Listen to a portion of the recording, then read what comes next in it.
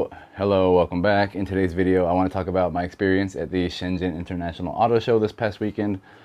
If you joined the live stream, you probably might have already heard some of this as it happened in real time or seen this. But I just want to talk about some of the stuff that I saw at the auto show. And I don't want you guys to have to go back and watch the live stream because it's a little bit blurry and obviously kind of discombobulated. So let's talk about it. I did go to the auto show both on Saturday and Sunday. Saturday was the first day that it opened, and that was the day I did the live stream, and Sunday was the second day.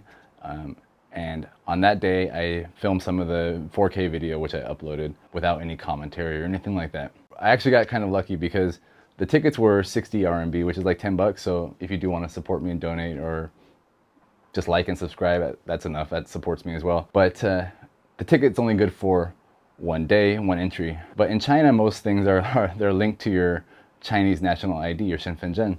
And since I'm not Chinese, I don't have a Shenzhen. And I had a paper ticket, which most people just have a digital ticket and they scan it and they scan their Shenzhen on a kiosk to get into the building.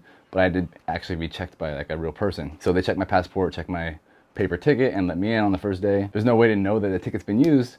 So I was like, I'll just go back and do it again with a better camera so people can get a better view of the cars. And so the second day, they actually did a hole punch into my ticket. So the second day, I did get to go in again, same ticket. Awesome, very lucky, saved 60 kwai. But after that, they guess they realized that people could just be reusing those tickets. Any foreigner can just reuse those tickets. Anyway, that doesn't matter. So let's talk about NIO at the auto show. To me, what was the most interesting thing about NIO's booth is where they chose to locate their booth. I have pretty extensive experience in mainland China and across kind of East Asia like Taiwan and Hong Kong and Singapore and Jakarta with exhibitions. So I can't say that my experience and the information that I'm going to share with you right now applies everywhere in the world, but it does certainly apply to mainland China. And by the way, if you are interested in learning more about my previous work experience, you can watch this video right here about the time I went to Cannes Film Festival for work. Anyway, from my experience working conventions in China, is that the vendors in China are not just like randomly placed across the exhibition hall. You actually get to choose where you want to exhibit and where you want your booth to be. Your location in the exhibition hall is based on a number of factors. Some of the factors, but not all of the factors, might include like the size of your booth, when you signed up to be an exhibitor at the convention, or even something as important as like the prestige or the name value that your brand will bring to this exhibition. So for example, like Mercedes-Benz, they had a massive booth. It was probably the biggest booth in the whole entire exhibition. Obviously, they are a major player in the international automotive scene. Their brand has a lot of value, a lot of cachet. I would imagine they're probably the first or one of the first vendors that got to choose their location within the exhibition hall. And I say that not just because they had a huge booth, but I also say that because they had basically an entire wing of the entire exhibition hall only for themselves. There were no other vendors in their section of the exhibition. They also had walls up around their booth with doors to get in. So it was a very exclusive feeling that Mercedes wants to give to their customers or potential customers. To me, when I look at the exhibitors at a convention center, what's important to me is to see how they are physically proximal to other brands and which brands those might be. In my, I guess, semi-professional opinion, I would say that NIO probably wasn't one of the first exhibitors to get to choose their space inside the exhibition hall, but obviously I don't think they were one of the last either. Usually, if you're one of the last exhibitors, obviously you don't have much of a say in where you get to put your booth, and they'll just kind of slot you in where you fit in. I would imagine that NIO had a pretty good idea already of where most of the other vendors or some of the other vendors were going to be located, and they specifically chose their location not to be with the other Chinese EVs, but to be closer to more premium, prestigious international brands. So most of the Chinese EVs, whether they're startups or like offshoots of legacy brands like Zeekr, they were all kind of clustered together.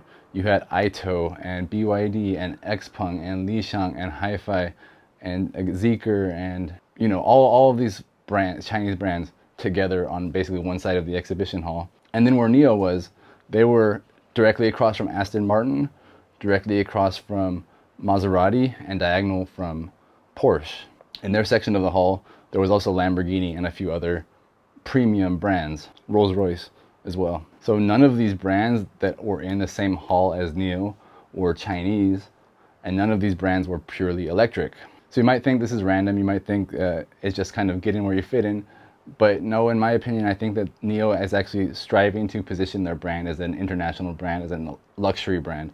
Obviously they're electric, obviously they're Chinese, but they don't want you to think Chinese electric, they want you to think international luxury, world-class cars. You know, I've talked about NIO and how they're positioned their brand before in my analysis video about NIO houses and how they're always located in the best malls and the best retail locations in each city that the NIO house is in. So you can see that video as well if you haven't seen it yet in the links below. So if you did watch the live stream, again, I'm sorry, it was very blurry, but you could see that the NIO booth was probably one of the busiest booths at the entire auto show.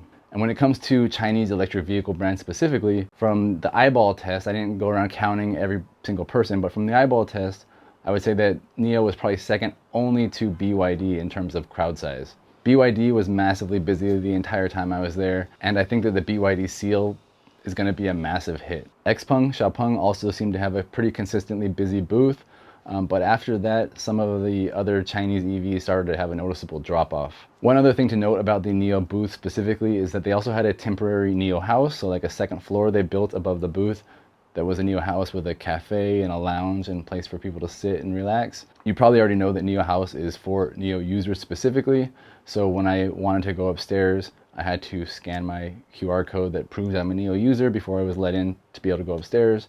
And again, if you saw the live stream, you saw that that NIO house was really busy, even though it's just a temporary NIO house inside of the NIO booth at the auto exhibit.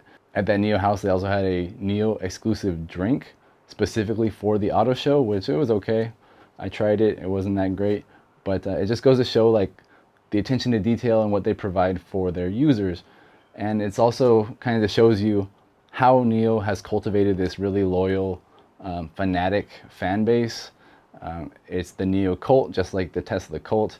You know, a lot of people at the NIO booth were NIO users already. They already own NIO cars. Not only that, but a lot of the people working at the NIO booth were NIO user volunteers, and I've never signed up and done the training to be a NIO user volunteer, so I can't really speak about that. I know that Mr. P has a video, or he had a video, I didn't check to see if it's still up there, but he did have a video about becoming a NIO user volunteer. So if you're interested in that, go check out his channel and search NIO user volunteer, because he could probably speak more on that than I could. But a lot of people working there were NIO user volunteers, so again, it shows you how loyal and how fanatical NIO car owners are, NIO users. They love the brand. It's pretty crazy. So that's enough NIO for now, and before we get out of here, a couple other things to note. I just want to say that most of the legacy automakers, they did not seem to have very much interest in their cars at all. Of course, a lot of them are internal combustion engine cars, they're not electric, but still it was pretty crazy to see how empty some of the booths were, especially like Chevy and Ford. There was also Mitsubishi and Honda were pretty empty. You know, aside from like the usual favorites of Chinese consumers like Audi, BMW, and Mercedes, most of the other traditional automakers, their booths were empty. But those three, they still had a lot of customers there browsing their cars. Again, BYD seemed to be by far the most popular booth the entire time, followed by probably NIO. And of course I said XPeng, but there's tons of other EVs. If you watch the 4K video, you can see Aito and Ion and Leap and Nita and Zeekr and Hi-Fi and Aura and a lot of other EV cars that are not available in other markets. So if you're interested in that, watch that video. And one other thing is the IML7, which is basically the Alibaba car. So these cars have started driving on the road. They're for sale as of March. Delivery started in April of this year, so for about a month and a half, maybe 2 months now. They've been available. However, I've never seen one on the road. First time I've ever seen one was in person at the auto show. And to be honest, it looked really cool. It looked a lot like the NIO ET7, so let me know what you think about the Alibaba IML7. It was basically an ET7 with some extra LCD screens inside the car, and then also like some funky pixel art animation on the rear tail lights and in the front. So I'm interested to see how this car does. It starts about the same price as the ET7, about 400,000 RMB. So it's going to be interesting to see. I also finally got to see the new Xpeng SUV, the G9, and I thought it looked a whole heck of a lot like the Li Xiang 1, the Li 1, especially from the back. But it has like an Xpeng front and a Li Xiang 1 back. And we'll see how that does. So a lot of interesting cars, a lot of fun at the auto show. And thank you for watching and listening.